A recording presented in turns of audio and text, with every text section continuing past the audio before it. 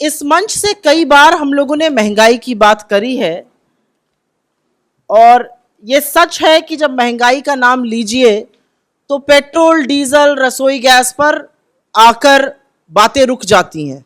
हाहाकार उस पर मच जाता है। 1000 रुपए का रसोई गैस है, 100 के पार पेट्रोल है, 90 का आंकड़ा डीजल क्रॉस किए हुए कई जगहों पर। तो हाहाकार उस पर मचता है और इस मंच के माध्यम से भी हम लोगों ने कई बार सोती हुई सरकार को जगाने का प्रयास किया है। लेकिन वस्तुतः स्थिति जो है वो और भी शर्मनाक है और समझ में नहीं आता ये सरकार ऐसा क्यों कर रही है। अमृतकाल कहा जाता है बार बार। मोदी जी या उनके मंत्रियों से जब बात करिए तो वो कहते हैं अमृतकाल है। ऐसा गजब अमृतकाल आया है और आंकड़े आपको बताते हैं कि 2014 से लेकर 2022 आज जब हम बात कर रहे हैं तो पेट्रोल, डीजल, रसोई गैस के दाम तो बढ़े ही हैं और प्रायः इसी पर ही वाद विवाद शुरू हो जाता है। दाम सबसे ज्यादा बढ़े हैं आटे के, चाय पत्ती के, सब्जियों के, खाने के तेल के, दूध के। और एक बेस ईयर कंपैरिजन होता है जो अभी कंज्यूमर प्राइस इन्फ्लेशन हम लोग जो ट्रैक करते हैं, रिटेल इन्फ्लेशन, खुदरा इन्फ्लेशन, जिसकी दर 6.95% है अभी, उसका बेस ईयर से अगर हम कंपैरिजन देखें तो जनवरी 2014 से मार्च के अंत 2022 में परसेंटेज वाइज जिन चीजों का दाम बढ़ा है उसमें 299 चीजों की एक लिस्ट होती है सीपीआई में। उसमें से 235 चीजों का दाम, करीब करीब 80% चीजों का दाम पेट्रोल के मुकाबले ज्यादा बढ़ा है 2014 से लेकर 2022 तक। घर चलाने का खर्चा पिछले 2 साल में ही, हम तो आपके सामने 8 साल के आंकड़े लेकर आए हैं कि लेकिन पिछले 2 साल में ही घर चलाने का खर्चा करीब 44% बढ़ गया है। ये हम आपके साथ शेयर करेंगे, इसमें सारा डेटा है।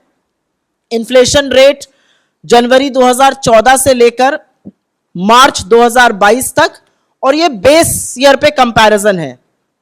आप मुर्गा मछली का दाम देखिए तो वो तो 95%, 57% बढ़ा है।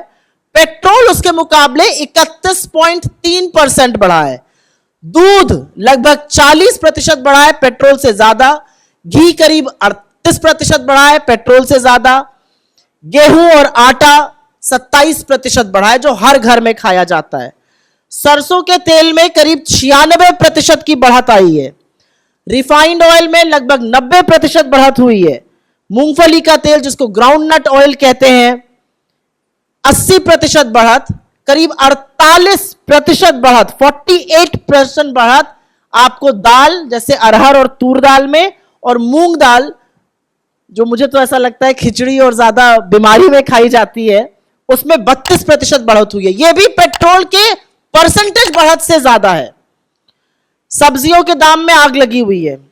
प्याज में 8 सालों में 68% वृद्धि हुई है।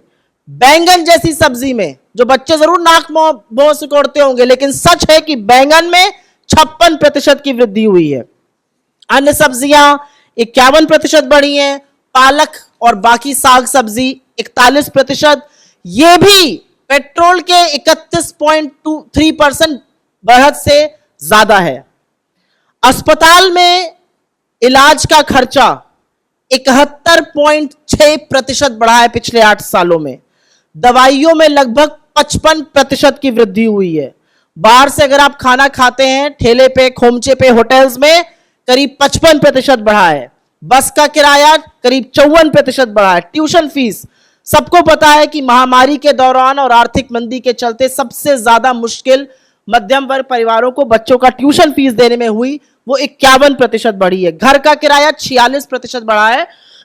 और ये सारी चीजें मैं फिर से दोबारा से कहूंगी, पेट्रोल 31.3% और ये सारी चीजें उससे ज्यादा पिछले 8 सालों में। सवाल यह है कि जब इस देश की 84% आबादी की आय घटी है, जब इस देश के सबसे गरीब 15 करोड़ परिवारों की आय आधी हुई है, तो ये सरकार महंगाई को खत्म करने के लिए, महंगाई को पे लगाम लगाने के लिए क्या कारगर कदम उठा रही है। दूसरा सवाल सरकार के तमाम मंत्रियों और प्रधानमंत्री से है कि क्या उनको इस बात का इल्म है क्या, उनको इस बात की नॉलेज है कि महंगाई के ही चलते भारत में कुपोषण और भूखमरी दोनों के केसेस बढ़ रहे हैं। कुपोषण का इंडेक्स सरकार खुद जारी करके बताती है लोगों में कैसे कुपोषण बढ़ रहा है, और हंगर इंडेक्स में लगातार भारत का गिरना नेपाल, बांग्लादेश और पाकिस्तान तक के नीचे होना इसका सबूत है। जो आटा 10 रुपए पे मिलता था, 20 रुपए पे मिलता था, आज वो 30 रुपए प्रति किलो है। पकौड़ा तलने वाला तेल 240 रुपए प्रति लीटर है। दूध का दाम अभी अभी बढ़ा है। मदर डेयरी का 1 लीटर का दूध 60 रुपए प्रति लीटर है। और ये सारी वो चीजें हैं, और मैंने जानबूझकर इन 3 चीजों को लिया क्योंकि ये हर घर में, मध्यम वर्ग में, निम्न मध्यम वर्ग में, गरीबों के यहां, अमीरों के यहां, सबके यहां इस्तेमाल होती हैं। तो आखिर सरकार के पास इससे जूझने की, इनको कम करने की क्या रणनीति है?